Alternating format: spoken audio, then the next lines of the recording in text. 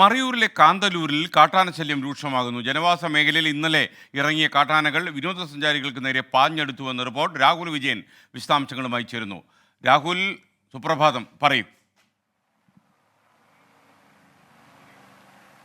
എസ്കെൻ, മറയൂർ കാന്തല്ലൂർ മേഖലകളിൽ ഈ കാട്ടാനശല്യം അതിരൂക്ഷമാണ്. ഇന്നലെ വൈകിട്ടാണ് ജനവാസ മേഖലയിൽ കാട്ടാനക്കൂട്ടം ഇറങ്ങിയത്. അത് വിനോദസഞ്ചാരികൾക്ക് നേരെ പാഞ്ഞെടുക്കുന്ന ഒരു സാഹചര്യം പോലും ഉണ്ടായിരുന്നു എന്നുള്ളതാണ് നമുക്ക് മനസ്സിലാക്കാൻ കഴിയുന്നത്. ഒരു സിനിമാ സംവിധായകന് നേരെ പോലും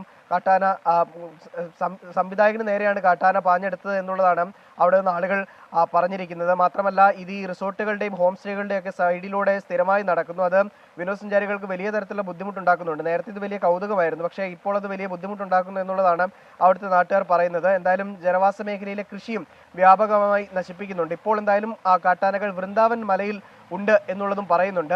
രാവിലെ ജനവാസ മേഖലയിൽ തന്നെ തമ്പടിച്ചിരിക്കുകയാണ്. അതും വിനോദസഞ്ചാരികൾ ഉൾപ്പെടെ ഉള്ള മേഖലയിലാണ് ഈ കാട്ടാനക്കൂട്ടം ഇപ്പോൾ ഉള്ളത് എന്നുള്ളതാണ് ഏറ്റവും പ്രധാനപ്പെട്ട കാര്യം. എസ്കെൻ, താങ്ക് യു രാഹുൽ വിജയൻ.